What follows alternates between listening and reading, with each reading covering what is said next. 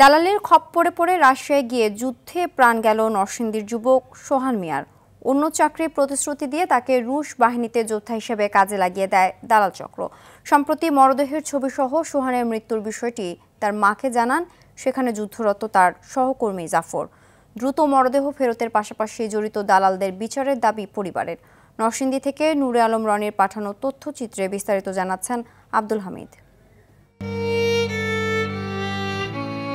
স্বাবলম্বী হতে ঢাকার ড্রিম হোম ট্রাভেলস নামের একটি প্রতিষ্ঠানকে ইউরোপে যাবার জন্য 14 লাখ টাকা দেন নরসিংদীর সোহান মিয়া।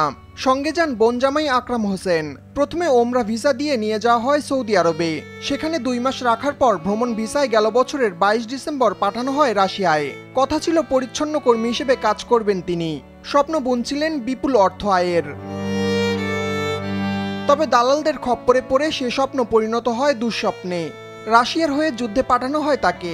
বোন জামাই আকরাম হোসেন পালিয়ে আসলেও পালাতে পারেননি সোহান। গত 21 জুন সহযোদ্ধা জাফরের মাধ্যমে সোহানের মৃত্যুর খবর পায় পরিবার। প্রথম তো সে গেছে বলছে রাশিয়া যাওয়ার জন্য, তো রাশিয়া তো গেছে, তারপরে যুদ্ধের কথা বলে না, তারা নিচে ক্লিনের বিষয়, এখানে ক্লিনের কাজ করব। তারপরে নেওয়ার পরে তারা দিছে যুদ্ধের মেতে। অনেক কষ্ট করে মারা গেছে, আনতে পারলাম না।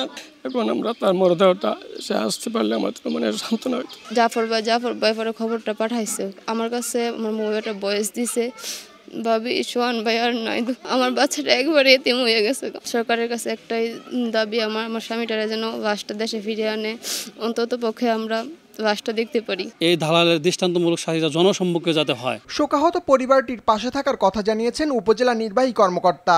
আমাদের যে কর্তৃপক্ষ আছেন তাদেরকে অবগত করব এবং এই ক্ষেত্রে আমরা প্রয়োজনীয় ব্যবস্থা নেব। মাত্র 2 বছর আগে সংসার জীবনে পা দিয়েছিলেন সোহান। রয়েছে 1.5 বছরের শিশু সন্তান।